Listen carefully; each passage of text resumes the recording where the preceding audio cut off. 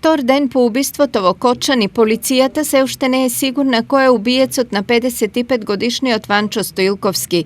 Сомнежот се сведува на синовите и сопругата, но и по сослушувањето на 25 и 30 годишните синови обвинение се уште нема. Случајот кој вчера го шокираше Кочани од денес веќе интригира со предпоставки кои се почесто се вградуваат во околностите на убиството. Дали семејниот завет на молчење и понатаму истрагата ќе ја држи во место, или со одветни докази обвинителството ќе има бргу, ќе се знае можеби уште утре, за кога се очекуваат поконкретни информации. Во секој случај, што точно се случувало вчера утрото на улицата Климент Охридски број 8, веројатно освен за семејството, за сите останати ќе остане мала мистерија. Секако ова без оглед на фактот што обдукцијата категорично потврди дека смртта кај Ванчо Стоилковски настанала откако му биле нанесени повеќе убодни рани. Овој случај алудира и на некои други во не толку далечно минато.